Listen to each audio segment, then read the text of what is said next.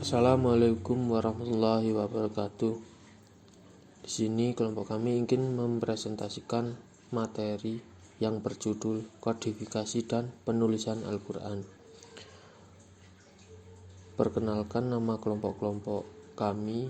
Yang pertama, Bima Lukmantara. Yang kedua, Febri Ardiansyah. Yang ketiga, Muhammad Ivan Agung Prasetyo.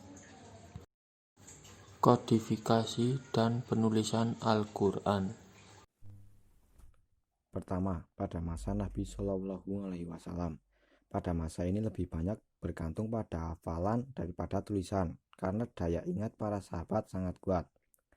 Mereka sangat cepat dalam menghafal dan orang yang pandai tulis baca serta terbatasnya alat tulis.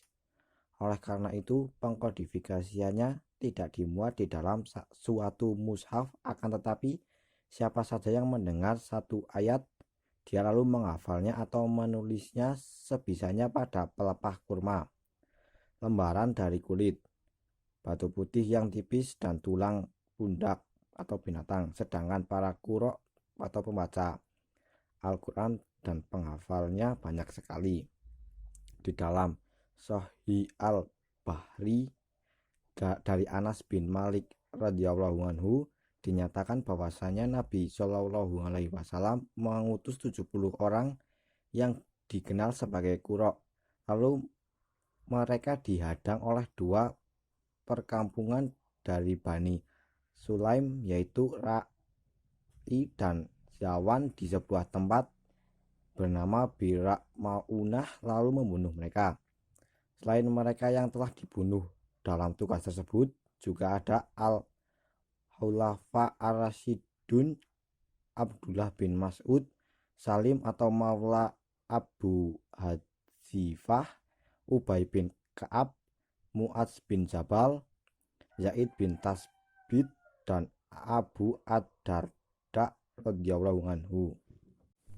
Kedua, pada masa Abu Bakar radhiyallahu anhu tahun 12 Hijriah. Sebab utamanya adalah terbunuhnya sejumlah besar para qurra pada perang Yamah. Di antaranya Salim, Maula Abu Huzaifah, yang merupakan salah seorang dari kalangan mereka yang Nabi perintahkan agar Al-Quran ditransferkan darinya. Lalu Abu Bakar memerintahkan pengkodifikasian Al-Quran agar tidak lenyap dengan banyaknya yang meninggal dari kalangan qurra. Hal ini sebagaimana disebutkan di dalam Sahih Al-Bahri bahwasanya Umar bin Al-Khattab memberikan isyarat agar Abu Bakar melakukan pengkodifikasi terhadap Al-Quran setelah perang Yamah. Namun dia belum memberikan jawaban. Umar terus mendesaknya dan menuntutnya hingga akhirnya Allah melapangkan dada Abu Bakar terhadap pekerjaan besar itu. Lalu dia mengutus orang untuk menemui Zaid bin Tasbit. Lantas Zaid pun datang menghadap. Sementara itu di situ Umar sudah ada. Kemudian Abu Bakar berkata kepada Zaid, "Sesungguhnya engkau seorang pemuda yang intelektual, dan kami tidak pernah menuduh jelek terhadapmu. Sebelumnya engkau telah menulis wahyu untuk Rasulullah Shallallahu Alaihi Wasallam. Karenanya telusuri lagi Al-Quran dan kumpulkanlah." Zaid berkata, "Lalu aku pun menelusuri Al-Quran dan mengumpulkannya dari pelepah kurma, lembaran kulit, dan juga hafalan beberapa sahabat."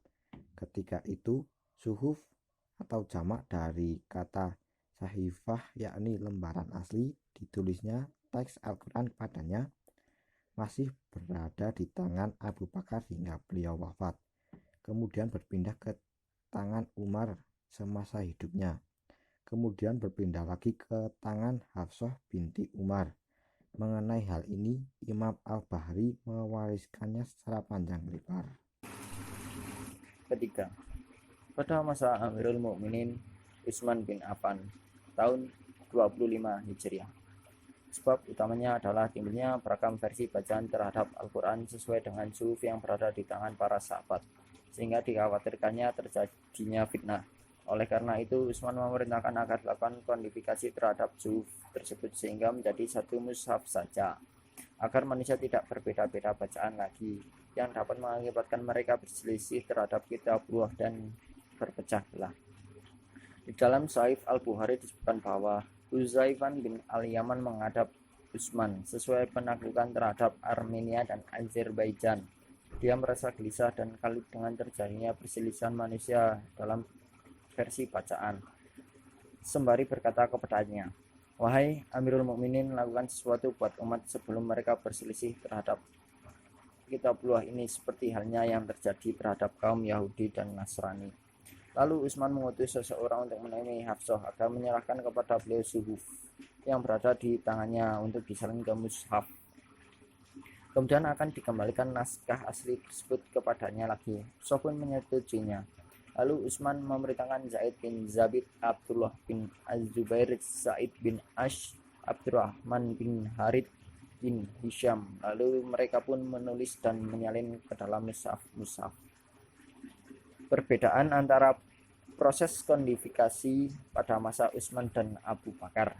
Perbedaan antara proses kodifikasi pada masa Utsman dan Abu Bakar. Bahwa tujuan kodifikasian Al-Quran pada masa Abu Bakar radhiyallahu anhu adalah menghafal Al-Quran secara keseluruhan dalam satu mushaf sehingga tidak ada satupun yang terjajar tanpa mendorong orang-orang agar bersatu dalam satu mushaf saja, dan hal ini dikarenakan belum tampak implikasi yang signifikan dari adanya perbedaan seputar qiraat sehingga mengharuskan tindakan ke arah itu. Sementara tujuan kodifikasi pada masa Utsman adalah mengimbau Al-Quran secara keseluruhan dalam satu mushaf, namun mendorong orang-orang agar bersatu dalam satu mushaf saja. Hal ini dikarenakan adanya implikasi yang sangat mengkhawatirkan dari beragam versi qiraat tersebut. Sekian presentasi dari kelompok kami, kurang lebihnya mohon maaf. Saya akhiri. Billahi taufik wal hidayah. Wassalamualaikum warahmatullahi wabarakatuh.